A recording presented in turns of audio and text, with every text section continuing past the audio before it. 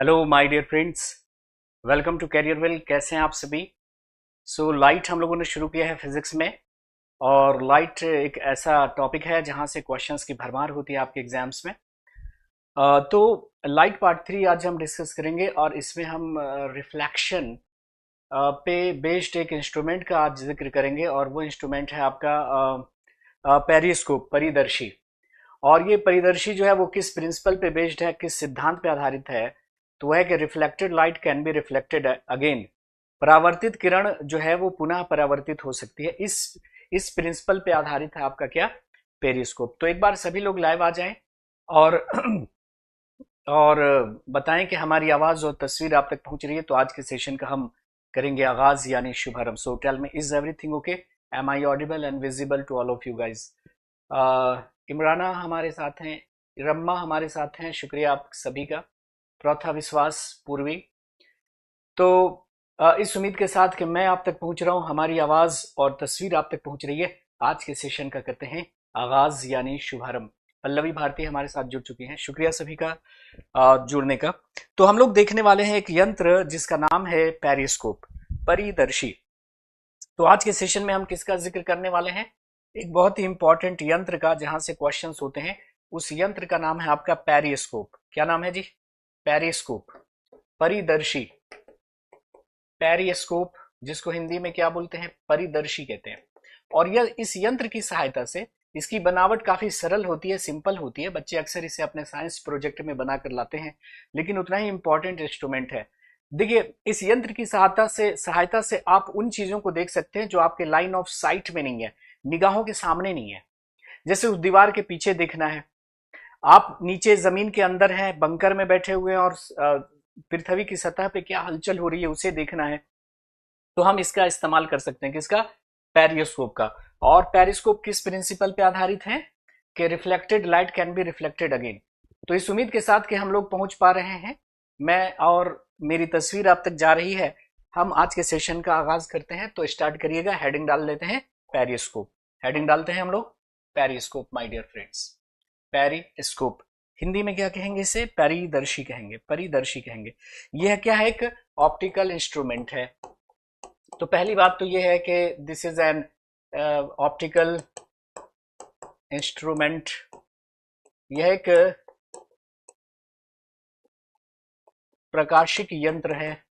यह एक प्रकाशिक यंत्र है जिसके सहारे आप उन वस्तुओं को देख सकते हैं जो आपकी निगाहों के सामने नहीं है, आपके लाइन ऑफ साइट में नहीं है। देखिए, हमें वो वस्तुएं नजर आती हैं जो हमारी लाइन ऑफ साइट में होती है, निगाहों के सामने होती है। लेकिन अगर कोई वस्तु हमारी लाइन ऑफ साइट में नहीं है, जैसे इस दीवार के पीछे मुझे दिखना है, मैं जमीन के नीचे हूं और जमीन के ऊपर क्या हलचल चल रही है, पनडुब्बी के नीचे हूं और वाटर के सरफेस पे क्या हलचल चल रही है उसको देखना है, तो हम पेरिस्कोप का यूज करते हैं। तो लिखेंगे कि it is an optical instrument through which यह एक प्रकाशिक यंत्र है जिसके सहारे अ पर्सन कैन सी, एक पर्सन देख सकता है, objects that are out of the direct line of sight, जो हमारी लाइन ऑफ साइट में नहीं है, जो हमारी निगाहों के सामने नहीं है, नजर के सामने नहीं है। तो वो चीजें जो हमारी नजरों के सामने नहीं है उसे देखना है, तो हम किसका सहारा लेंगे? इस यंत्र का सहारा लेंगे। तो एक प्रकाशिक यंत्र है जिसके द्वारा प्रेक्षक यानी कोई व्यक्ति छिपा रहकर भी अपने चारों ओर के वातावरण पर नजर रख सकता है।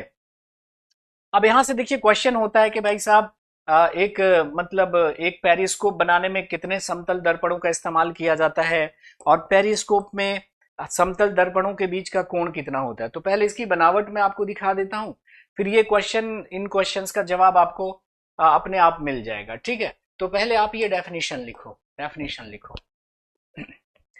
सुखप्रीत कौर कह रही कि everything is okay, very good. Neha Devi, Priyanshi, Nema, Vineet Kumar, पूर्वी, प्रिया यादव, पल्लवी भारती, सभी का स्वागत, खैर मकदम इस्तकबाल है आज के सेशन में।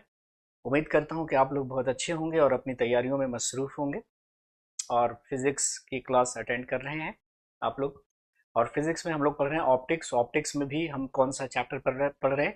रिफ्लेक्शन ऑफ लाइट, प्रकाश का परावर्तन। ठीक, नाउ इसकी बनावट पे जरा हम एक नजर डालते हैं। देखिए, इसको बनाने के लिए आपको कुछ नहीं करना, एक सिलेंड्रिकल ट्यूब लेना है, एक कार्डबोर्ड लीजिए और उसको गोल सा बना दीजिए, ऐसे सिलेंड्रिकल शेप दे दीजिए ऐसे। तो एक सिलेंड्रिकल ट्यूब आपको ले लेना है और इसमें दो जगह आपको होल कर देने हैं, दो जगह आपको होल कर देने हैं। एक होल यहां पे कर दिया, ठीक है। और आपको क्या करना है, दो जगह आपको होल करने हैं, एक इधर और एक इधर।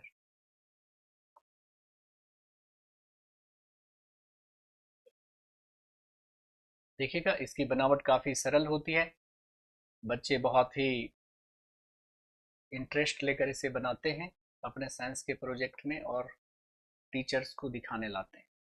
तो एक होल हमने यहाँ पे बना दिया ऐसे। तो एक कार्डबोर्ड लिया और कार्डबोर्ड को ऐसे सिलेंड्रिकल शेप दे दिया, ठीक है जी। और यहाँ पे एक होल बना दिया, इधर एक होल बना दिया। अब हम दो प्लेन मिरर का इस्तेमाल करेंगे। ये आपका पहला प्लेन मिरर होगा ऐसे, this is the first plane mirror, ये पहला प्लेन मिरर है। And this is the second plane mirror, ये दूसरा प्लेन मिरर होगा। तो क्वेश्चन क्या पूछा जाता है कि पेरिस्कोप बनाने में कितने समतल दर्पणों का इस्तेमाल किया जाता है। तो दो प्लेन मिरर का यूज करते हैं पेरिस्कोप को बनाने में। तो ये दो प्लेन मिरर हो गए। अब देखिए कि ये मान लिया कि यहाँ पे कि कोई व्यक्ति है यहाँ पे, है ना।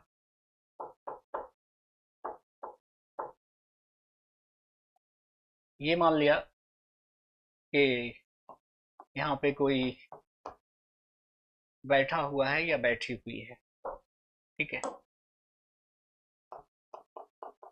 यहाँ पे कोई बैठी हुई है ऐसे उदास। और ये है मान लिया कि जमाने की दीवार। ये क्या है आपका, ये दीवार है। यहाँ पे क्या है, ये दीवार है, ये है जमाने की दीवार।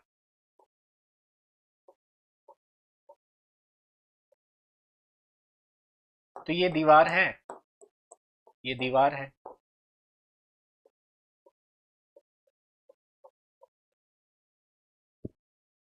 ठीक है जी। और ये देखिए, ये मान लिया कि जमीन की सतह है, ये जमीन की सतह है और इसके नीचे जो है एक आदमी को यहाँ पे कैद कर दिया गया है, एक आदमी को यहाँ पे कैद कर दिया गया है, ठीक है। तो समझ लेते हैं, मान लेते हैं कि ये आशिक है कोई, ये कोई आशिक है और ये इसकी यहाँ पर माशूका है। क्या है जी, माशूका है। अब भाई साहब इसके आशिक को इसने जमीन के नीचे ऐसे कैद कर दिया, है ना। ये जमीन की सतह यहाँ पे ये बैठी है और इस यहाँ पर इसको जमीन के नीचे कैद कर दिया गया है, ठीक है। पर इस आशिक ने साइंस पढ़ रखा है तो ये पेरिस्कोप बना लेगा, है ना, इसको देखने के लिए। तो यहां से देखो क्या होगा, ये लाइट आएगी और लाइट ये फर्स्ट मिरर से टकराएगी। ये रिफ्लेक्टेड लाइट आ रही है और रिफ्लेक्टेड लाइट ये सेकेंड मिरर से टकराकर, है ना, रिफ्लेक्टेड लाइट जो है वो सेकेंड मिरर से टकराकर इधर जाएगी। तो ये मान लिया कि लाइट टकरा कर आ रही है ऐसे, ये लाइट इस प्लेन मिरर से रिफ्लेक्ट होगी और फिर दूसरे प्लेन मिरर से रिफ्लेक्ट होकर इसकी आंखों तक पहुंचेगी।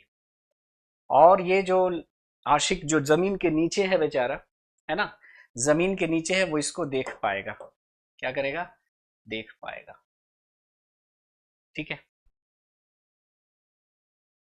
तो हुआ क्या कि प्लेन में दो प्लेन मिरर का इस्तेमाल किया जाता है पेरिस्कोप बनाने में।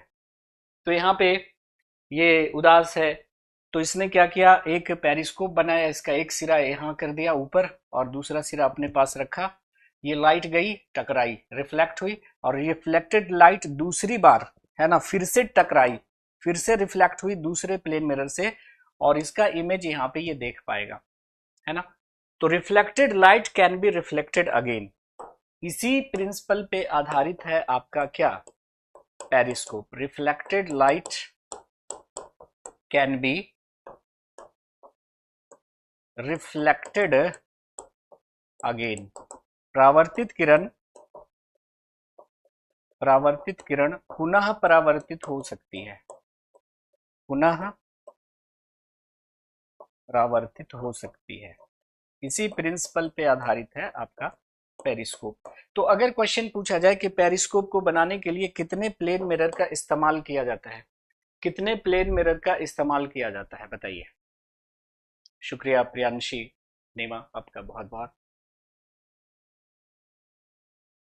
जी फिजिक्स में चल रहा है क्या, लाइट, अब यही चलेगी।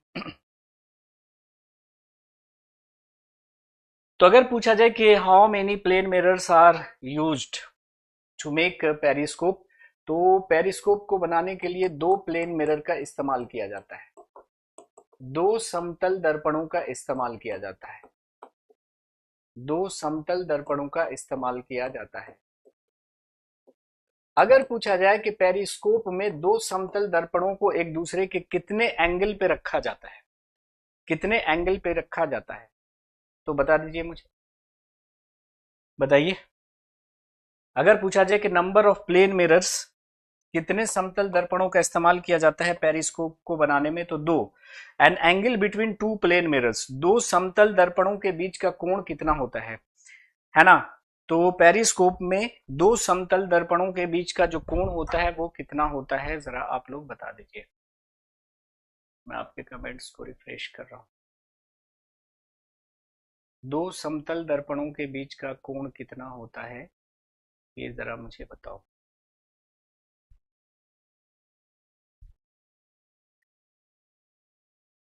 तो अगर 45 डिग्री जो कह रहे हैं वो गलत है। देखिएगा, पेरिस्कोप में दो समतल दर्पणों को एक दूसरे के पैरेलल अरेंज किया जाता है, ऐसे, है ना। 0 डिग्री, यानी दो समतल दर्पणों के बीच का कोण कितना होता है, तो 0 डिग्री होता है ना। कितना होता है, 0 डिग्री। That is two plane mirrors are arranged parallel to each other, two plane mirrors, two plane mirrors arranged parallel to each other, parallel to each other। दो समतल दर्पणों को एक दूसरे के समानांतर रखा जाता है ना। दो समतल दर्पणों को समानांतर रखा जाता है ना। लेकिन हाँ, वहीं पे अगर क्वेश्चन क्या होता कि in a periscope what is the angle between plane mirror and tube of periscope, plane mirror और पेरिस्कोप के ट्यूब के बीच का एंगल कितना है, तब होता 45। देखिए, this is plane mirror and this is what, tube of the periscope. तो प्लेन मिरर और पेरिस्कोप के ट्यूब के बीच का एंगल कितना है, then your answer should be what, 45 degree. तब क्या होता, 45 डिग्री। 45 डिग्री क्या है, एंगल बिटवीन, अगर क्वेश्चन होता कि angle between plane mirror, angle between plane mirror and tube of periscope, tube of periscope, तब आपका उत्तर क्या हो जाता, 45 डिग्री, है ना। समतल दर्पण एवं परिदर्शी के ट्यूब के बीच का कोण, तब होता आपका 45 डिग्री, है ना, 45 डिग्री। हाँ, मिरर की वजह से आपको इमेज दिखता है ना। हाँ जी, ऐप पे ही चल रही है क्लास साक्षी। तो दो प्लेन मिरर को एक दूसरे के पैरेलल रखा जाता है। पहले मिरर से लाइट रिफ्लेक्ट हुई और रिफ्लेक्टेड लाइट फिर से रिफ्लेक्ट हुई दूसरे प्लेन मिरर से। ठीक है, दूसरे प्लेन मिरर से रिफ्लेक्ट हुई। तो इस तरह के क्वेश्चन हो सकते हैं कि कितने समतल दर्पणों का इस्तेमाल किया जाता है, तो दो। दोनों दर्पण के बीच का कोण कितना होता है, 0 डिग्री। और समतल दर्पण और पेरिस्कोप के ट्यूब के बीच का एंगल कितना होता है, तो 45 डिग्री होता है। क्या होता है जी, 45 डिग्री होता है। ठीक है। नाउ जैसे क्वेश्चन है कि in a periscope the two plane mirrors are kept, है ना, किसी परिदर्शी में समतल दर्पण रखे जाते हैं parallel to each other, perpendicular to each other, at an angle of 60 degree with each other, at an angle of 45 degree with each other. बताइए।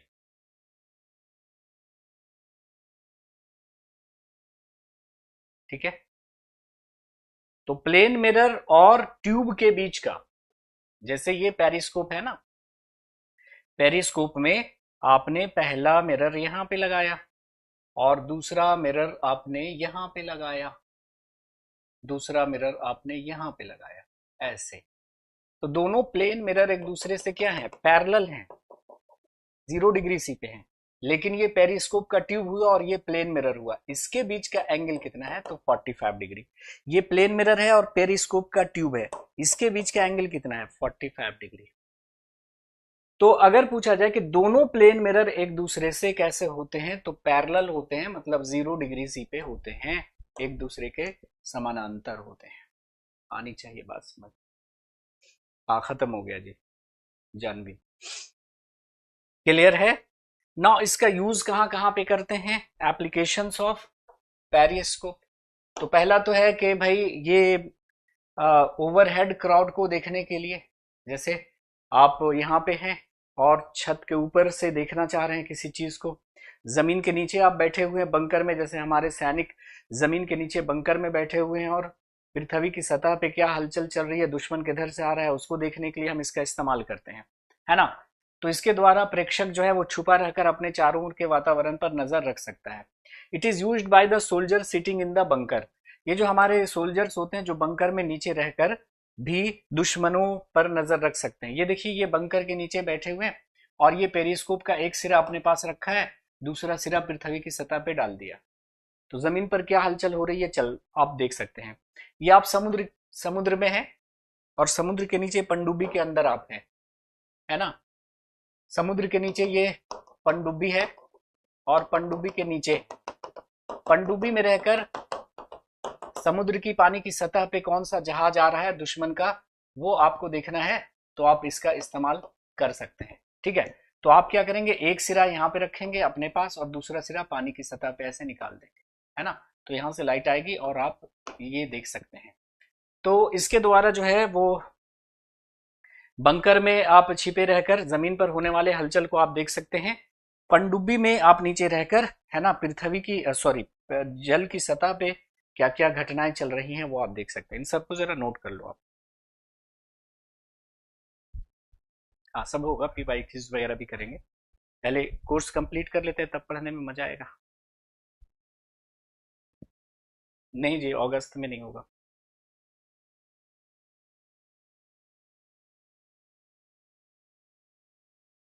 हो जाएगा, लिखेंगे डन, फिर हम आगे बढ़ेंगे। तो अभी हम लोगों ने देखा है प्लेन मिरर से परावर्तन, है ना, प्लेन मिरर से परावर्तन, और उसका थोड़ा एप्लीकेशन भी देख लिया हमने, पेरिस्कोप बनाया। पेरिस्कोप के बाद एक और यंत्र होता है, ऑप्टिकल इंस्ट्रूमेंट, जिसका नाम है कैलेडोस्कोप, बहुरूपदर्शी, है ना। वो तो जहां पर आप यूज करना चाहते हैं उस हिसाब से उसकी लेंथ देखेंगे ना। जैसे आप सबमेरीन में यूज करना चाह रहे हैं तो आप जमीन के जितनी गहराई पे हैं उतना गहराई आपको रखना पड़ेगा लेंथ, यानी एडजस्टेबल होता है ना। उसकी ऊंचाई को हम एडजस्ट कर सकते हैं। तो जमीन पानी के नीचे बहुत गहरे हैं तो आपको लंबाई ऐसे बढ़ानी पड़ेगी धीरे धीरे। उसी तरह से बंकर में आप हैं तो उसके लंबाई को हम एडजस्ट कर लेंगे। ठीक है। अब आ जाइए, अगला इंस्ट्रूमेंट हमारा है कैलेडोस्कोप, बहुरूपदर्शी। बहुरूपदर्शी भी क्या है, एक ऑप्टिकल इंस्ट्रूमेंट है। पहली बात तो ये लिख लीजिएगा, यह एक ऑप्टिकल इंस्ट्रूमेंट है।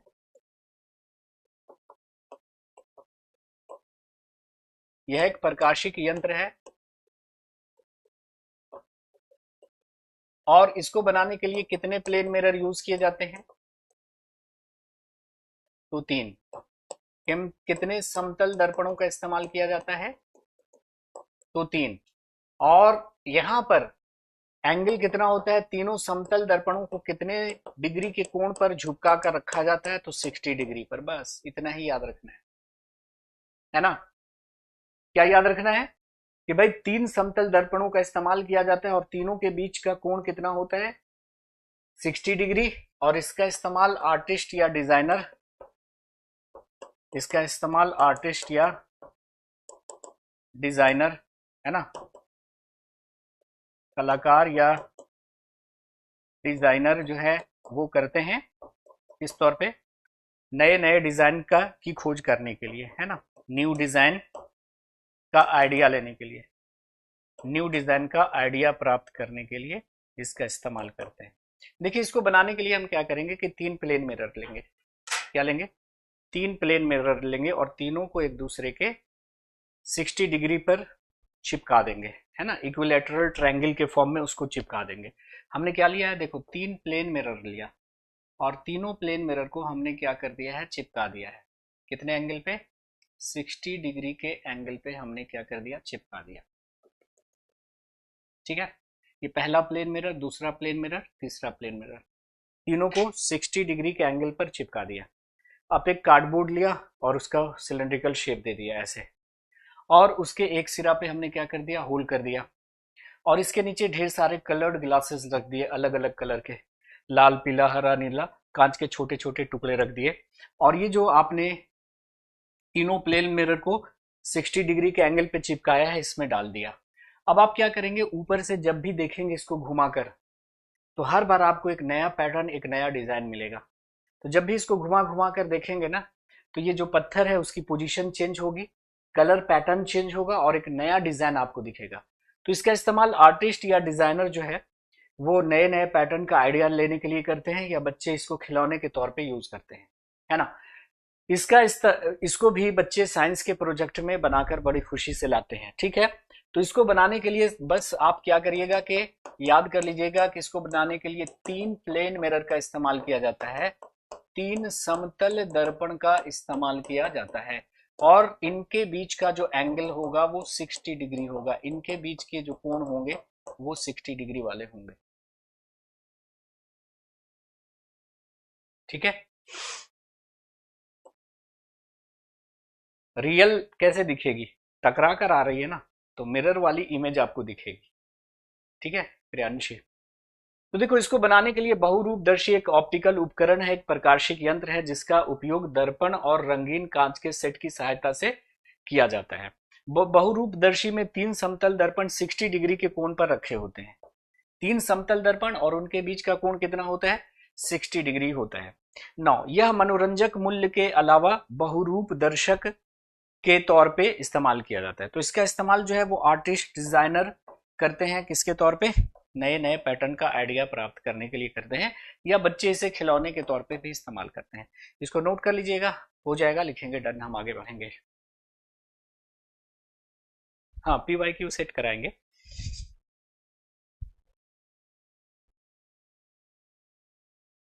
पहले इसको पूरा कर लेते हैं और फिर हम प्रैक्टिस सेट स्टार्ट करेंगे।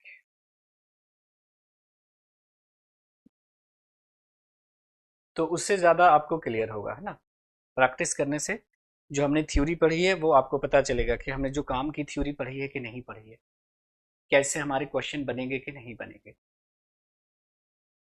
ठीक है, हम जो पढ़ रहे हैं क्या वो हमारे मतलब लेवल का है कि नहीं है। तो पेरिस्कोप में 2 प्लेन मिरर यूज करते हैं, कैलेडोस्कोप में 3 प्लेन मिरर यूज करते हैं। पेरिस्कोप में 2 प्लेन मिरर को एक दूसरे के 0 डिग्री सी पर मतलब पैरेलल रखा जाता है। कैलेडोस्कोप में 3 प्लेन मिरर होते हैं और तीनों के बीच का एंगल कितना होता है, 60 डिग्री पर चिपकाते हैं, है ना। नहीं, मल्टीपल नहीं देखेगा, एक बार इमेज टकरा रही है, फिर दूसरी बार क्या हो रही है, उससे टकरा रही है, तो मल्टीपल यहां नहीं दिखेगा। एक ही इमेज दिखेगा उसका। स्कूल वगैरह में बनाया नहीं क्या आप लोगों ने कभी? टीचर्स बनवाते हैं इसको बहुत, खुद ही बच्चे बनाकर ले आते हैं। हाँ, इसमें सिर्फ 60 होगा। हाँ, तो इतनी बातें आपको याद रखना है कि 3 प्लेन मिरर और तीनों के बीच का एंगल 60 डिग्री। काम क्या है इसका, आर्टिस्ट या डिजाइनर इसका इस्तेमाल करते हैं नए नए पैटर्न, नए नए डिजाइन का आइडिया प्राप्त करने के लिए। अब आ जाइए अगर मैं आपसे पूछूं कि मिरर कितने प्रकार के होते हैं, दर्पण कितने प्रकार के होते हैं, तो आपका उत्तर क्या होगा?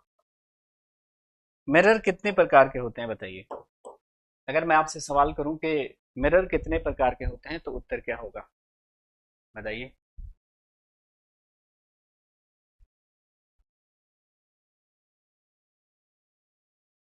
ठीक है, तो अगर कोई आपसे पूछता है कि मिरर कितने प्रकार के होते हैं, तो आप कहेंगे sir mirror is of two types. दर्पण दो प्रकार के होते हैं। एक आपने कहा सर प्लेन मिरर, क्या कहा आपने? एक होता है आपका समतल दर्पण, और दूसरा जो होता है ना वो होता है स्फेरिकल मिरर। क्या होता है? स्फेरिकल मिरर, गोलीय दर्पण, गोलीय दर्पण। So mirror is of two types. अब देखिए प्लेन मिरर तो आपने देख ही रखा है। प्लेन मिरर को हम ऐसे डिनोट करते हैं, ये इधर ऐसे करने का मतलब इधर पॉलिश किया हुआ है, तो ये है प्लेन मिरर। अब स्फेरिकल मिरर जो होते हैं वो दो तरह के होते हैं। Spherical mirror is of two types. एक होता है आपका कॉनकेव मिरर। क्या होता है? कॉनकेव मिरर, अवतल दर्पण, अवतल दर्पण। और दूसरा होता है कॉन्वेक्स मिरर, उत्तल दर्पण, उत्तल दर्पण। ठीक है, तो जब भी कोई आपसे पूछे कि मिरर कितने तरह के होते हैं, तो आप कहिएगा सर दो तरह के होते हैं, एक प्लेन और दूसरा स्फेरिकल। अब देखिए हम स्फेरिकल मिरर की बात करें तो स्फेरिकल मिरर दो तरह के होंगे, है ना? स्फेरिकल मिरर दो तरह के होंगे, कॉनकेव और कॉन्वेक्स मिरर। समझिएगा इस बात को। अब हम कैसे कॉनकेव और कॉन्वेक्स सतह को पहचानेंगे? तो आपको एक चमचा लेना है, एक स्पून लेना है। ये क्या है? चमचा। और चमचों से आपको सावधान रहना चाहिए, क्योंकि चमचे जिस बर्तन में होते हैं उसी बर्तन को खाली कर देते हैं। तो देखिए चमचा का ये वो हिस्सा जिधर से आप खाना खाते हैं, ये कहलाता है कॉनकेव, अवतल। केव मतलब क्या होता है? गुफा जैसा, है ना, गड्ढा। केव, कॉनकेव, अवतल, ये वाला जिधर से खा रहे हैं। और ये वाला जो उठा हुआ पार्ट है ये कहलाता है कॉन्वेक्स। ये वाला पार्ट क्या कहलाता है? कॉन्वेक्स, उत्तल, उठा हुआ, उत्तल उठा हुआ, ये वाला। अब देखिए, तो ये वाला जो पोर्शन हो गया जिधर से आप खाना खाते हैं, जो गड्ढा वाला है वो कहलाता है आपका कॉनकेव, और जो उठा वाला पार्ट है वो कहलाता है कॉन्वेक्स। अब मुझे मिरर मान लिया बनाना है, तो सपोज करो कि हमने क्या किया कि ये एक गोलीय दर्पण हमें बनाना है। तो हमने क्या कर लिया कि कांच का एक हॉलो स्फेयर है, कांच का एक खोखला गोला है, उससे इतना पोर्शन काट लिया। अब मान लिया कि देखो हमने पॉलिश कर दिया है इधर। ये कौन सा सरफेस है बताओ? ये कौन सा सरफेस है जिधर हमने पॉलिश की है? अवतल के उत्तल। तो आप कहिएगा this is the convex part, ये उत्तल सतह है। तो बताइए कि रिफ्लेक्शन किधर से होगा, परावर्तन किधर से होगा? तो आप कहिएगा सर परावर्तन इधर से होगा, ऐसे होगा, लाइट पड़ेगी तो ये इधर से परावर्तित होगी। तो ये वाला जो दर्पण है वो कहलाएगा कॉनकेव मिरर। अगर हमने पॉलिश किया है कॉन्वेक्स की तरफ, तो मिरर हमारा कौन सा बनेगा? कॉन्वेक्स, कॉनकेव मिरर बनेगा। लेकिन देखिए अगर हमने पॉलिश कर दिया है, अगर हमने पॉलिश कर दिया है इधर, ये कौन सी सतह है बताइए? अगर हमने पॉलिश किया है माय डियर फ्रेंड्स इस सतह को, ये कौन सी सतह है बोलिए? तो आप कहिएगा सर ये सतह है कॉनकेव, ये है कॉनकेव। अवतल को पॉलिश किया तो रिफ्लेक्शन किधर से होगा?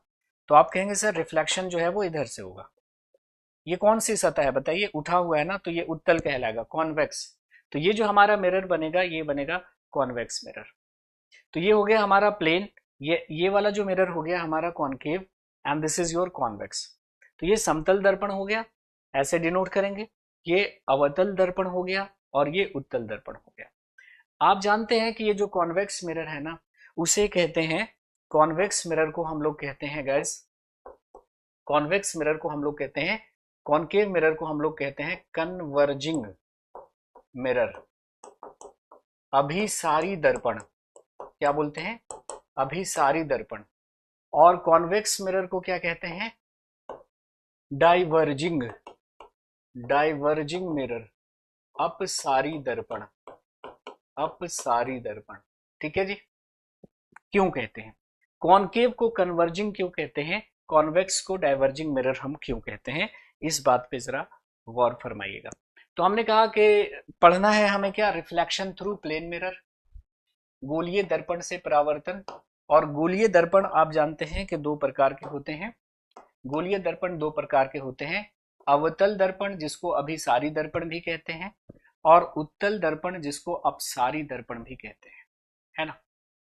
तो कॉनकेव मिरर को अभिसारी यानी कन्वर्जिंग मिरर क्यों कहते हैं, कॉन्वेक्स मिरर को डाइवर्जिंग यानी अपसारी दर्पण क्यों कहते हैं, इस पे जरा हम बात करेंगे। ठीक है, यहां तक किसी को कोई दिक्कत है समझने में, बनाइए, बताइए। विनीत, पुष्पा, प्रोथा, विश्वास एंड श्रेया तिवारी, शाकिरा, बताइए किसी को कोई दिक्कत। तो देखिए कि भाई कॉनकेव को कन्वर्जिंग और कॉन्वेक्स को डाइवर्जिंग हम मिरर क्यों कहते हैं, जरा उस पे एक नजर डालते हैं। जैसे देखिए, आप जानते हैं जब भी आप लाइट पढ़ते हैं या ऑप्टिक्स पढ़ते हैं तो आप जानते हैं कि प्रकाश की दो समानांतर किरणें इन्फिनिटी पे जाके मिल सकती हैं, है ना। ये आपको याद रखना है कि two parallel light rays can meet at infinity. प्रकाश की दो समानांतर किरणें इन्फिनिटी पे, अनंत पे जाके मिल सकती हैं, अनंत पे जाके मिल सकती हैं। तो ये जो दो पैरेलल रेज हैं, दो पैरेलल रेज, प्रकाश की समानांतर किरणें अनंत पर मिल सकती हैं, अनंत पर मिल सकती हैं, है ना, मिल सकती हैं। So parallel rays can meet at infinity. प्रकाश की दो समानांतर किरणें इंफिनिटी पे जाके मिल सकती हैं, काफी लंबी दूरी तय करने के बाद दो समानांतर किरणें इंफिनिटी पर जाकर के मिल सकती हैं। लेकिन जो प्रकाश की डाइवर्जिंग रेज होती हैं, है ना, ऐसे डाइवर्जिंग रेज, ये क्या है, डाइवर्जिंग रेज, डाइवर्जिंग रेज मतलब अपसारी किरणें, अपसारी किरणें कभी भी आपस में नहीं मिल सकती, कभी भी आपस में नहीं मिल सकती। क्यों, ये किरणें जैसे जैसे आगे बढ़ती जाएंगी इनके बीच की दूरियां, इनके बीच के फासले बढ़ते चले जाएंगे। सो प्रकाश की समानांतर किरणें अनंत पे जाके मिल सकती हैं, two parallel rays can meet at infinity, but two diverging rays never meet each other. दो अपसारी किरणें कभी भी नहीं मिल सकती, क्योंकि जैसे जैसे ये आगे बढ़ती जाएंगी इनके बीच की दूरियां, इनके बीच के फासले बढ़ते चले जाएंगे, है ना। तो ये नोट करके आप ये कॉन्सेप्ट जो है थोड़ा सा अपने दिमाग में रख लीजिए, इस कॉन्सेप्ट को अपने दिमाग में रख लीजिए। और अपसारी और अभिसारी पे हम लौटते हैं, ठीक है, अपसारी और अभिसारी पे हम लोग लौटते हैं माय डियर फ्रेंड्स। देखिए, जैसा कि आपने कहा कि ये जो है एक दर्पण है, आप कहोगे सर कैसा दर्पण है, तो आप कहिएगा हमने कॉन्वेक्स को क्या किया है, पॉलिश किया है। तो ये वाला जो दर्पण हमारा बना, ये वाला जो दर्पण हमारा बना, ये बना भाई साहब कॉनकेव। ये जो कैसा दर्पण बन गया, ये बन गया हमारा कॉनकेव, अवतल दर्पण बन गया। अवतल दर्पण को हम क्या बोलते हैं, कन्वर्जिंग कहते हैं, कन्वर्जिंग मिरर कहते हैं, अभिसारी दर्पण कहते हैं। सवाल है क्यों, क्योंकि देखो ये अगर मिरर है और इस पे प्रकाश की कोई किरण आ रही है, सपोज करो ये लाइट रेज हैं, तो ये जो प्रकाश की किरण आ रही है इसके ऊपर जब पड़ेगी तो ये प्रकाश की किरणों को एक जगह पे लाकर इकट्ठा कर देगी। जैसे सपोज करो कि आपके घर में लोग एक टेबल पर पहले खाते थे, आपस में काफी मोहब्बत थी, लेकिन क्या हुआ कि लोगों में लड़ाई हो गई और कोई अपने कमरे में खा रहा है, कोई अपने कमरे में खा रहा है, कोई अपने कमरे में खा रहा है। लेकिन उस घर में एक ऐसी बहू आई जिसने सबको एक टेबल पर ला दिया। ना इत्तेफाकी हो गई थी, हो सकता था अनंत पे जाकर, मतलब कुछ दिनों पे जाकर सब एक टेबल पे आ जाते, है ना, क्योंकि प्रकाश की जो समानांतर किरणें हैं वो कभी ना कभी जाकर मिल जाती हैं इन्फिनिटी पे। लेकिन इसमें ना इत्तेफाकी हो गई, और हो सकता था कभी जाके इनमें इत्तेफाक हो सकता था, इत्तेहाद हो सकता था, लेकिन इस घर में एक ऐसी आई जो सबको तुरंत एक टेबल पर ले आई, है ना। अच्छी वाली बहू, है ना, कि लोगों में क्या थी, दूरियां थी, सब अलग अलग खा रहे थे, देखो ये अपने कमरे में था, ये अपने कमरे में था, लेकिन इसके आने से सब एक टेबल पे आ गए। तो ये वाला जो लाइट है ना, मतलब ये जो कॉनकेव मिरर है ना, ये प्रकाश की किरणों को इकट्ठा कर देता है, एक जगह जमा कर देता है। इसलिए इसको क्या बोलते हैं, कॉनकेव को क्या बोलते हैं, अभिसारी बोलते हैं, कन्वर्ज कर देता है ना। लेकिन लेकिन माय डियर फ्रेंड्स, ये देखिए ये वाला जो मिरर है, ध्यान से सुनिएगा, ये वाला जो मिरर है, ये कैसा मिरर बनेगा। देखो हमने पॉलिश किधर किया है, कॉनकेव की जानिब किया है, किधर किया है, कॉनकेव की तरफ हमने क्या किया है, पॉलिश किया है। सो रिफ्लेक्शन किधर से होगा, सो रिफ्लेक्शन विल बी अगर थ्रू दिस साइड ना, and what is this side, convex और concave, so this is your convex side, so the mirror will be, the nature of mirror will be convex, है कि नहीं। ये जो होगा किस प्रकृति का दर्पण होगा, तो आप कहेगा सर ये कॉन्वेक्स मिरर हमारा हो गया। कौन सा मिरर हुआ, तो आप कहेंगे सर ये वाला तो कॉन्वेक्स मिरर हो गया जी, ये वाला मिरर हो गया कॉन्वेक्स, क्योंकि भाई ये इधर से होगा, इधर से परावर्तन होगा, इधर तो पॉलिश किया हुआ है, तो परावर्तन इधर से होगा ना, reflection will take place through, reflection will takes place through this side, so this is your convex side, so the mirror will be convex nature, है ना। तो ये अवतल दर्पण हो गया हमारा, सो ये बन गया हमारा अवतल दर्पण। और अवतल दर्पण को हम किस नेचर का बोलते हैं, डाइवर्जिंग बोलते हैं, कि अवतल दर्पण जो होता है ना वो डाइवर्जिंग होता है, अपसारी प्रकृति का होता है। क्यों ऐसा कह रहे हैं, देखो अगर हम इस पर प्रकाश की किरणों को डालेंगे, ये मान लिया कि आपका मिरर है, और इस पे अगर हम प्रकाश की किरणें डालेंगे, ये पैरेलल रे ऑफ लाइट है, लोगों में इतना इत्तेफाकी थी, हो सकता था अनंत पे जाकर के बहुत दिनों के बाद इनमें मिलाप हो जाता है ना, सब एक टेबल पे आ जाते हैं, लेकिन इसके आने से अब ऐसा संभव रहा नहीं। देखो ये लाइट को दूर दूर और कर देगा, हो सकता था कि आपस में जाकर एक टेबल पे आ जाते, समानांतर किरणें कभी ना कभी जाकर इंफिनिटी पे जाकर मिल सकती थी, लेकिन इसके आने से अब पॉसिबल नहीं रहा, इसने और दूरियां पैदा कर दी। तो एक ऐसी बहू घर में आई जो लोगों में लड़ाइयां तो थी, लेकिन ये मिलने की संभावना थी, एक टेबल पे हो सकता था कि वो आ जाते, लेकिन इसके आने से अब पॉसिबल नहीं रहा। इसने इतनी दूरियां फैला दी कि जैसे जैसे अब दिन गुजरता जाएगा इनके बीच की नफरत जो है वो बढ़ती चली जाएगी।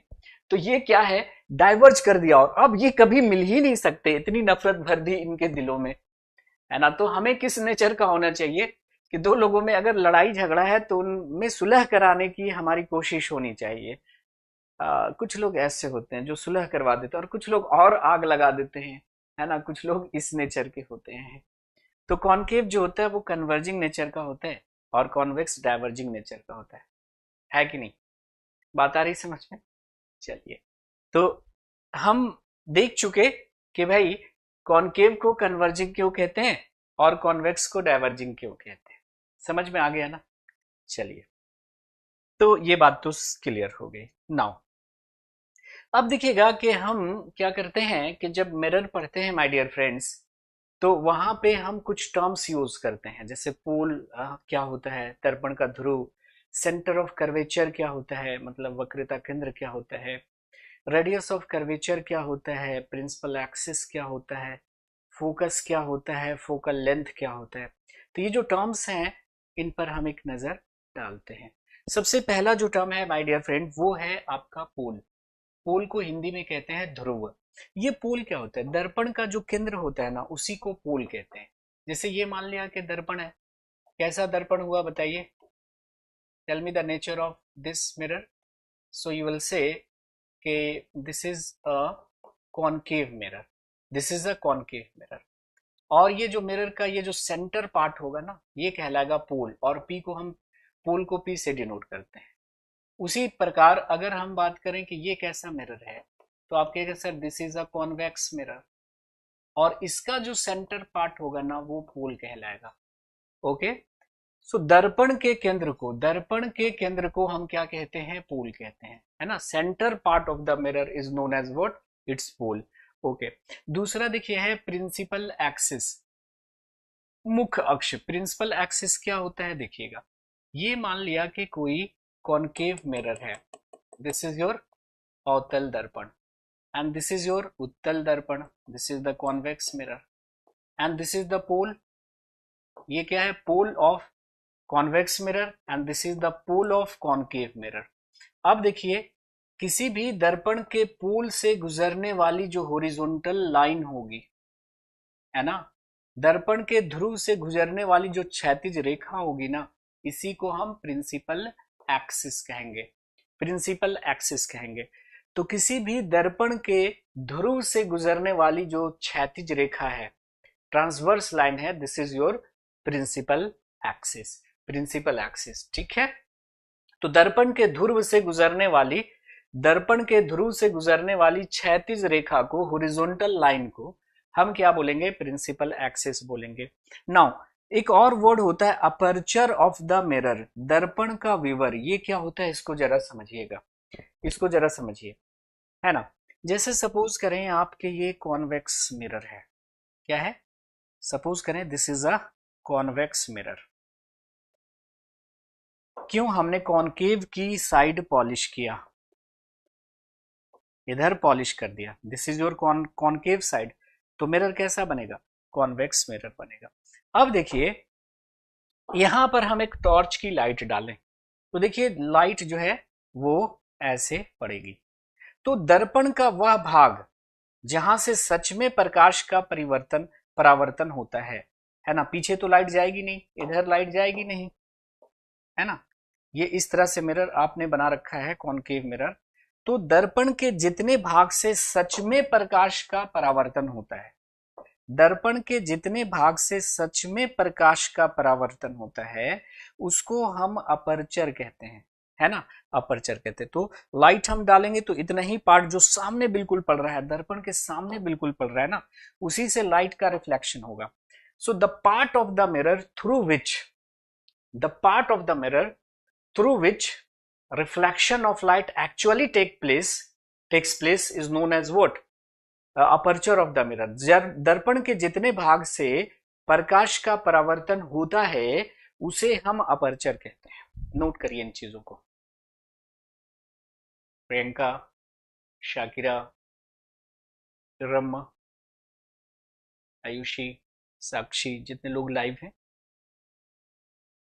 तो प्रिंसिपल एक्सिस क्या होता है और दर्पण का विवर क्या होता है ना, अपर्चर क्या होता है, इन सब बातों पे थोड़ा सा।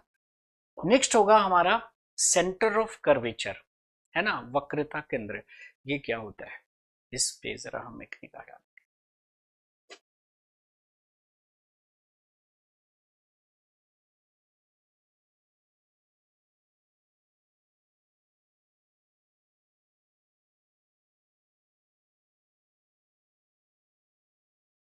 प्रिया यादव, कौन सा पॉइंट एक्सप्लेन करना है जरा बता दीजिएगा। प्रिया, क्या समझ में नहीं आया तो मैं उसे दोबारा बता देता हूँ।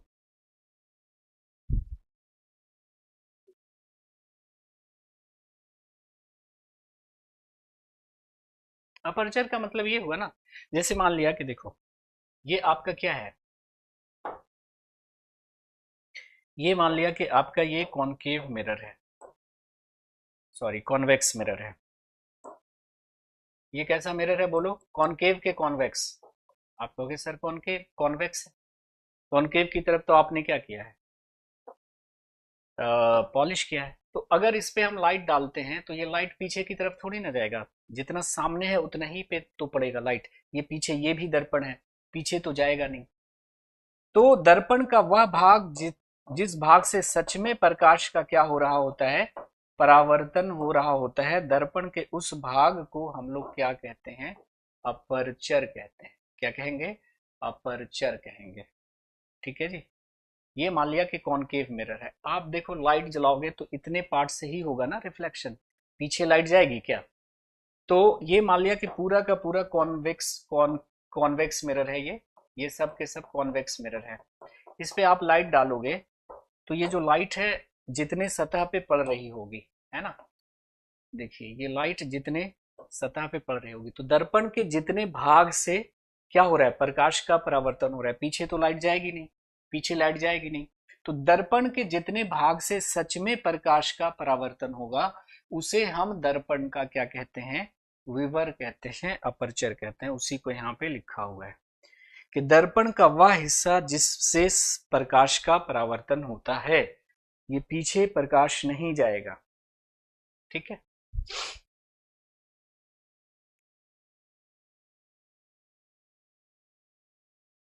तो the portion of the mirror from which the reflection of light will occur is known as aperture. दर्पण का वह हिस्सा जिससे सच में प्रकाश का परावर्तन हो रहा होता है।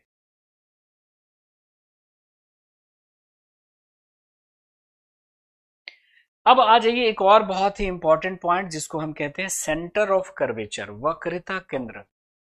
क्या होता है? सेंटर ऑफ कर्वेचर, वक्रता केंद्र, जिसको हम सी से डिनोट करते हैं। किससे डिनोट करते हैं? सी से डिनोट करते हैं। ये वक्रता केंद्र क्या होता है पहले इसको समझिए, फिर ये जो लिखा हुआ है अपने आप समझ में आ जाएगा। देखिए वक्रता केंद्र क्या है, इस पे जरा गौर कीजिएगा। वक्रता केंद्र क्या है? जैसे सपोज करो कि हमने एक क्या लिया है, एक हॉलो स्फेयर लिया है। हमने क्या लिया? एक हॉलो स्फेयर लिया, मान लिया कांच का एक खोखला गोला लिया। This is the hollow sphere of glass. ये क्या है? Hollow sphere of glass. ध्यान से सुनिएगा, हॉलो स्फेयर ऑफ ग्लास, कांच का खोखला गोला, कांच का खोखला गोला। और इस कांच के खोखले गोले का ये क्या है, कहीं पर सेंटर है। This is the centre of hollow sphere. ये क्या है? कांच के खोखले गोले का सेंटर है। तो ये कांच का खोखला गोला है और इसका है सेंटर। ये क्या है? सेंटर है, केंद्र है। अब हमने क्या किया कि इस कांच के खोखले गोले का इतना हिस्सा काट लिया। इतना हिस्सा क्या क्या काट लिया, इससे काटकर हमने इसको निकाल लिया, काटकर निकाल लिया। तो कांच का एक हॉलो स्फीयर है और इतना पोर्शन हमने काट लिया और काटकर निकाल लिया। और हमने क्या किया कि अब इसको पॉलिश ऐसे कर दिया। तो अब बताओ कि ये कैसा मिरर बना, कॉनकेव बना कि कॉन्वेक्स बना? बताइए। अरे हमने क्या किया कि कांच का एक खोखला गोला लिया, ये कांच का खोखला गोला था, इसका ये केंद्र है। हमने इस कांच के खोखले गोले से इतना पोर्शन काट लिया और इस हिस्से को हमने पॉलिश कर दिया। तो बताओ ये जो मिरर बनेगा, ये जो मिरर बनेगा ये कौन सा मिरर होगा, कॉनकेव होगा कि कॉन्वेक्स होगा? तो आप क्या कहोगे, सर ये कॉनकेव बनेगा। कैसा मिरर बनेगा? कॉनकेव मिरर बनेगा, अवतल दर्पण बनेगा। अब देखिए इस अवतल दर्पण को आपने कांच के जिस खोखले गोले से काट कर निकाला है उसका जो सेंटर है, इस दर्पण का क्या कहलाएगा? सेंटर ऑफ कर्वेचर कहलाएगा। मतलब आपने दर्पण को, गोलीय दर्पण को जिस खोखले गोले से काटकर अलग किया है उसका सेंटर इस दर्पण का सेंटर ऑफ कर्वेचर कहलाएगा। इसको उल्टा समझो कि जैसे मान लिया कि एक अवतल दर्पण है, फिर से समझो, रिवर्स वे में समझो। ये कैसा दर्पण है बताओ? अवतल दर्पण हुआ कि नहीं? अवतल दर्पण। इस अवतल दर्पण को आपने कैसे बनाया होगा? एक कांच का खोखला गोला रहा होगा और उसका कोई सेंटर रहा होगा। तो इस कांच के खोखले गोले का ये सेंटर है और इस कांच के खोखले गोले से इतना पोर्शन काटकर आपने इसको अलग कर लिया और इधर रंग दिया, तो ये क्या बन गया? Concave mirror. तो आप कॉनकेव मिरर को आपने जिस खोखले गोले से काटकर अलग किया है उसका सेंटर इस दर्पण का सेंटर ऑफ कर्वेचर कहलाएगा। जैसे ये क्या है, ये देखिए ये कॉनकेव मिरर है, तो कॉनकेव मिरर को आपने क्या किया होगा, एक खोखले गोले से काटकर अलग किया होगा। इस खोखले गोले का सेंटर इस दर्पण का सेंटर ऑफ कर्वेचर कहलाएगा, सेंटर ऑफ कर्वेचर कहलाएगा। तो देखिए सेंटर ऑफ कर्वेचर को हम कैसे डिफाइन करते हैं, सेंटर ऑफ कर्वेचर को हमने कैसे डिफाइन किया कि it is the centre of the hollow sphere of the glass of which the mirror is the part. गोलीय दर्पण कांच के जिस खोखले गोले का भाग होता है, देखिए गोलीय दर्पण कांच के जिस खोखले गोले का भाग होता है वह दर्पण का क्या कहलाएगा, सेंटर ऑफ कर्वेचर। जैसे मान लिया ये कॉनकेव मिरर है, तो कॉनकेव मिरर को आपने क्या किया होगा, किसी खोखले गोले से काटकर अलग किया होगा। तो इस खोखले गोले का जो सेंटर है ना, वही दर्पण का सेंटर ऑफ कर्वेचर कहलाएगा। कर्वेचर मतलब वक्रता है ना, कि इसको आप पूरा मिला लो तो एक क्या बनेगा, स्फीयर बनेगा, उसका सेंटर यही दर्पण का सेंटर ऑफ कर्वेचर कहलाएगा। ठीक है, अब देखिए जैसे कि हमने एक और ले लिया हॉलो स्फीयर, ये हमने दूसरा हॉलो स्फीयर ले लिया कांच का। ठीक है, ये कांच का हमने दूसरा ले लिया हॉलो स्फीयर। अब इसका ये रहा आपका सेंटर जी, this is the centre of this hollow sphere. और हमने क्या किया है कि इस हॉलो स्फीयर से इतना पोर्शन काटकर अलग कर लिया, और अलग करने के बाद हमने इस पार्ट को पॉलिश कर दिया। तो आप मुझे जरा बताओ, आप मुझे जरा बताओ कि ये कैसा मिरर बन गया। हमने एक खोखला गोला लिया और इतना पार्ट काट कर निकाल लिया और इधर पॉलिश कर दिया। तो अब ये जो मिरर बना ये कैसा मिरर बना, तो आप कहेंगे सर ये कॉन्वेक्स मिरर बना। कॉन्वेक्स मिरर जिस खोखले गोले का हिस्सा है वो कहलाएगा इसका सेंटर ऑफ कर्वेचर। आप देख पा रहे हैं कि ये आपका क्या है, ध्यान से जरा देखिए, ये बन गया आपका कॉन्वेक्स मिरर, कॉन्वेक्स यानी उत्तल दर्पण बन गया। देखिएगा जरा कि ये मान लिया कैसा मिरर है, तो आप कहेंगे सर ये कॉनकेव मिरर है। तो आप मुझे बताओ कि कॉनकेव मिरर का सेंटर ऑफ कर्वेचर इधर कहीं होगा, होगा कि नहीं, ऐसे मिलाओगे तो इधर बनेगा गोला। तो ये दर्पण के सामने होता है, कॉनकेव मिरर का सेंटर ऑफ कर्वेचर किधर है, दर्पण के सामने। लेकिन ये कॉन्वेक्स मिरर हो गया, ये कैसा मिरर हुआ, कॉन्वेक्स मिरर। तो इसका सेंटर ऑफ कर्वेचर किधर होगा, इसको ऐसे मिलाओ तो गोला इधर बनेगा, तो इसका सेंटर ऑफ कर्वेचर इधर कहीं होगा। तो कॉन्वेक्स मिरर का जो सेंटर ऑफ कर्वेचर होता है वो दर्पण के पीछे होता है, दर्पण के पीछे होता है। लेकिन कॉनकेव मिरर का सेंटर ऑफ कर्वेचर देखो दर्पण के सामने होता है, दर्पण के सामने होता है ना। यहां पर दर्पण के पीछे है सेंटर ऑफ कर्वेचर और यहां पर दर्पण के सामने है। तो इस बात को जरा आप लोग लिख लेंगे कि गोलीय दर्पण कांच के जिस खोखले गोले का भाग होता है उस गोले के केंद्र को दर्पण का वक्रता केंद्र कहते हैं।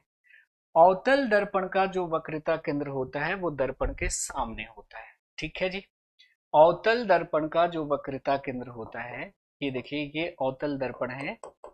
तो अवतल दर्पण को आपने एक खोखले गोले से काटकर बनाया होगा, इस खोखले गोले का सेंटर यहाँ है, तो ये दर्पण का सेंटर ऑफ कर्वेचर हो गया।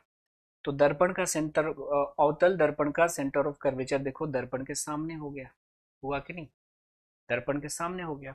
लेकिन वहीं पे अगर हम बात करते हैं उत्तल दर्पण की, तो देखिए इस उत्तल दर्पण को भी आपने खोखले गोले से काट कर बनाया होगा, तो इस खोखले गोले का कहीं सेंटर रहा होगा, है ना। तो उत्तल दर्पण को आप जिस खोखले गोले से काट कर बनाया है उसका केंद्र इस दर्पण का वक्रता केंद्र कहलाएगा। तो इसका वक्रता केंद्र दर्पण के पीछे होगा।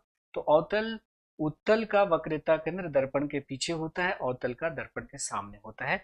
इसको लिख लीजिएगा। हाँ, बॉल जैसा,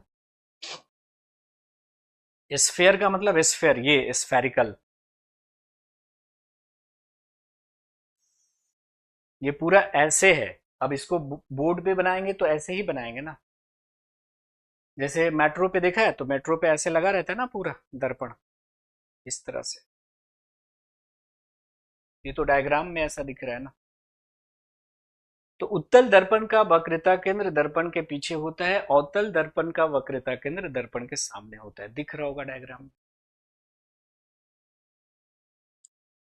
नेक्स्ट होता है आपका रेडियस ऑफ कर्वेचर, वक्रता त्रिज्या।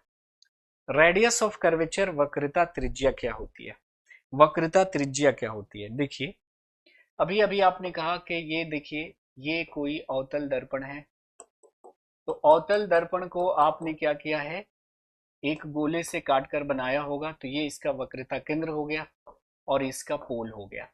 तो बताइए, पोल और वक्रता केंद्र के बीच की दूरी क्या होगी? रेडियस ही तो होगी, ये रेडियस ही तो होगा। तो पोल और वक्रता केंद्र के बीच की दूरी क्या कहलाती है? रेडियस ऑफ कर्वेचर कहलाती है। रेडियस ऑफ कर्वेचर कहलाती है। ये देखिए उत्तल दर्पण हुआ, उत्तल दर्पण का ये मान लिया कि वक्रता केंद्र हुआ, ये इसका ध्रुव हुआ। तो ध्रुव और वक्रता केंद्र के बीच की दूरी क्या कहलाती है? रेडियस ऑफ कर्वेचर, है ना। तो ये आपका हो गया centre of curvature, centre of curvature, वक्रता केंद्र, वक्रता केंद्र हो गया। ये क्या हो गया आपका? पोल यानी दर्पण का ध्रुव। और ये क्या हो गया? Radius of curvature, radius of curvature, वक्रता त्रिज्या। ठीक है, वक्रता त्रिज्या हो गई। तो इसी बात को जरा आप लोग लिख लो, रेडियस ऑफ कर्वेचर, जिसको हम कैपिटल आर से लिखते हैं, कि distance between pole and centre of curvature, distance between pole and centre of curvature is called radius of curvature. तो पोल और सेंटर ऑफ कर्वेचर के बीच की जो दूरी होती है वो रेडियस ऑफ कर्वेचर कहलाती है। ये सेंटर ऑफ कर्वेचर होगा, ये ध्रुव होगा, और इन दोनों के बीच की दूरी को हम रेडियस ऑफ कर्वेचर कहेंगे। उसी प्रकार अगर हम कॉन्वेक्स की बात कर रहे हैं, तो ये दर्पण का ध्रुव होगा, ये यहाँ पे क्या होगा? सेंटर ऑफ कर्वेचर होगा, ये हो गया हमारा रेडियस ऑफ कर्वेचर, है ना। तो दर्पण के ध्रुव, दर्पण के ध्रुव एवं वक्रता केंद्र के बीच की दूरी, वक्रता केंद्र के बीच की दूरी वक्रता त्रिज्या कहलाती है, वक्रता त्रिज्या कहलाती है। ठीक है, रेडियस ही होगा ना, ये रेडियस ही तो होगा। देखिए, ये रेडियस ही तो होगा। तो ये कर्वेचर का रेडियस है। ठीक है, या गोलीय दर्पण जिस गोले का भाग होता है उसकी त्रिज्या, गोलीय दर्पण जिस गोले का भाग होता है उसकी त्रिज्या वक्रता त्रिज्या कहलाएगी। एक ही बात है दोनों। होने लगेंगे अंजना डाउनलोड, थोड़ा सा वेट कीजिए 4-5 दिन, डेटा ट्रांसफर हो रहा है अभी, सारी जो प्रॉब्लम है वो सॉल्व हो जाएगी।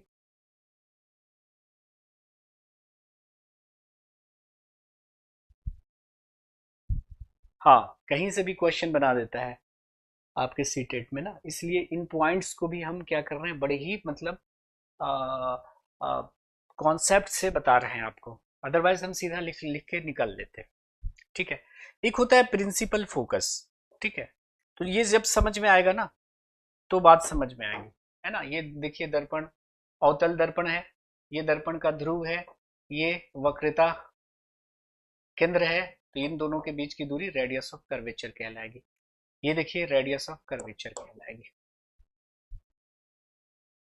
अब आ जाइए प्रिंसिपल फोकस। प्रिंसिपल फोकस जिसको मुख्य फोकस कहते हैं, जिसको हम कैपिटल एफ से डिनोट करते हैं, ये प्रिंसिपल फोकस क्या होता है इसको भी जरा समझ लेते हैं, फिर लैंग्वेज अपने आप समझ में आ जाएगा। जैसे ये बता दीजिए कि ये क्या है, अवतल दर्पण है कि उत्तल दर्पण है, तो आप कहिएगा sir this is concave mirror, ये आपका कॉनकेव मिरर है। अवतल दर्पण, अवतल दर्पण, ये क्या है बताइए? पोल है। अच्छा, इस अवतल दर्पण पर अगर हम प्रकाश की किरण को डालेंगे तो ये क्या करेगा, प्रकाश की किरण को एक टेबल पे ले आएगा, सबको एक टेबल पे ले आएगा। जिस टेबल पे ले आएगा उसी को हम फोकस कहते हैं। क्या कहते हैं? फोकस कहते हैं, प्रिंसिपल फोकस कहते हैं। ठीक है।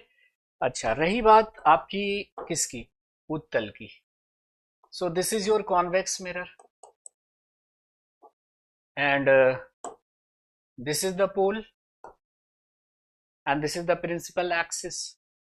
इस पर अगर हम लाइट को डालें तो ये जो है नफरत फैलाने वाला है, ये और दूरियां पैदा कर देगा।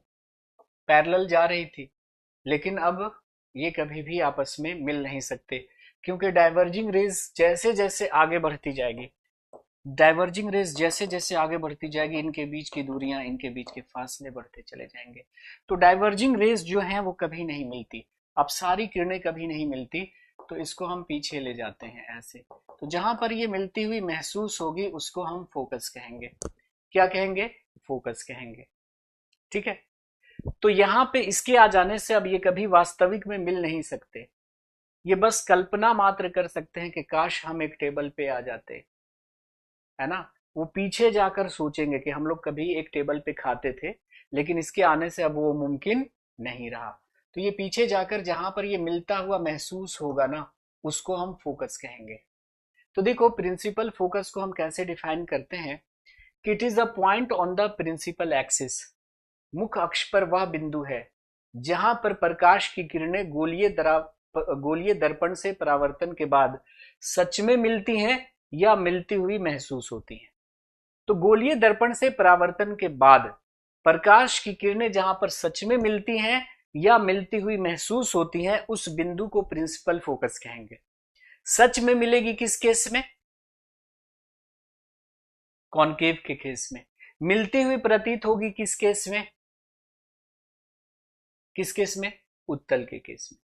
यहां पर प्रकाश की किरणें मिल नहीं सकती कभी भी, इसके आ जाने से अब मुमकिन नहीं रहा। इतनी नफरत हो गई कि जैसे जैसे दिन गुजरते जाएंगे और दूरियां उनमें बढ़ती जाएंगी, तो हम इन रेज को हम पीछे लेके आते हैं, तो वो एक टेबल पर मिलता हुआ महसूस होगा। सोचते हैं हम कि हम एक टेबल पे पहले खाते थे, काश हम एक टेबल पे आ जाते, लेकिन अब वो मुमकिन नहीं रहा। तो वो काश वाला जो टेबल है ना, उसी को हम क्या बोलते हैं? प्रिंसिपल फोकस कहते हैं। तो देखिएगा कि कॉनकेव मिरर का जो फोकस होता है वो रियल फोकस होता है। प्रकाश की किरणें यहां पर सच में मिल रही हैं, रियल फोकस, वास्तविक फोकस होता है। प्रकाश की किरणें यहां पर सच में मिल रही हैं, वास्तविक फोकस। सब एक टेबल पे बैठ के खा रहे हैं, इनमें नाराजगी थी लेकिन इसके आने से सब एक टेबल पे आ गए। लेकिन यहाँ पे इसके आने से अब वो एक टेबल पे नहीं आ सकते, बस ये कल्पना मात्र कर सकते हैं कि काश हम एक टेबल पे आ जाते। तो इसका जो फोकस है वो वर्चुअल फोकस है ना। इसका जो फोकस है वो वर्चुअल फोकस है, काल्पनिक फोकस है। ये कल्पना मात्र कर सकते हैं कि काश हम एक टेबल पे आ जाते, काल्पनिक फोकस है। तो फोकस को हम कैसे डिफाइन कर सकते हैं कि it is a point on the principal axis. It is the point on the principal axis at which rays of light actually meet or appears to meet after reflection by a plane mirror. गोलीय दर्पण से परावर्तन के बाद प्रकाश की किरणें जहां पर सच में मिलती हैं या मिलती हुई प्रतीत होती हैं, उस बिंदु को हम क्या बोलेंगे? प्रिंसिपल फोकस बोलेंगे। कॉनकेव के केस में सच में मिल रही हैं तो रियल फोकस, कॉन्वेक्स के केस में मिल नहीं सकती, महसूस हो रही है मिलती हुई, तो वर्चुअल फोकस। देखो, इसी बात को हमने यहां पे लिखा है कि it is the point on the principal axis at which rays of light meet, है ना। मीट करेगा किस केस में? कॉनकेव के केस में। देखो, ये कॉनकेव के केस में मीट कर रहा है ना, ये हुआ फोकस। तो it is the point on the principal axis at which rays of light meet और अपीयर्स टू मीट। मिलती हुई महसूस होगी किस केस में? बताओ, मिलती हुई महसूस होगी किस केस में? कॉन्वेक्स के केस में। Is known as what? Principal focus, है ना। तो प्रकाश की किरण दर्पण से परावर्तन के बाद मुख्य अक्ष के जिस बिंदु पर वास्तव में मिलती है या मिलती हुई महसूस होती हैं, उस बिंदु को हम दर्पण का मुख्य फोकस कहते हैं। क्या कहते हैं? मुख्य फोकस कहते हैं। अब आ जाइए फोकल लेंथ, जिसको स्मॉल एफ से डिनोट करते हैं। प्रिंसिपल फोकस को किससे डिनोट करते हैं? बड़ा वाला एफ से। और फोकल लेंथ, फोकस दूरी को छोटा वाला एफ से डिनोट करते हैं। क्या किसी को दिक्कत है क्या?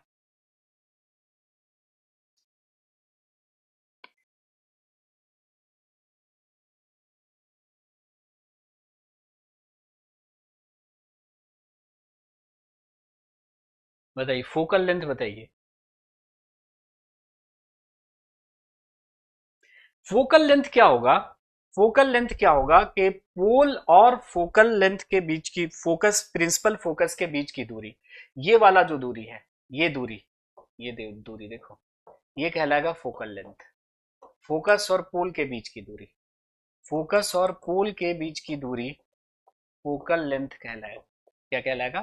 फोकल लेंथ कहलाएगा। ठीक है, तो इसको आप नोट कर लीजिए। अब समय जो है वो समाप्त हो गया, बल्कि ज़्यादा ही हो गया, मुझे ख्याल नहीं रहा। नेक्स्ट क्लास में जो है हम यहीं से फिर शुरू करेंगे। तो गोलीय दर्पण का ध्रुव और मुख्य फोकस के बीच की दूरी को उस दर्पण की फोकस दूरी हम लोग कहेंगे। ओके, 2 PM हो गया, पहले बताना था ना। चलिए, तो आज के सेशन को हम यहाँ पे समाप्त करते हैं।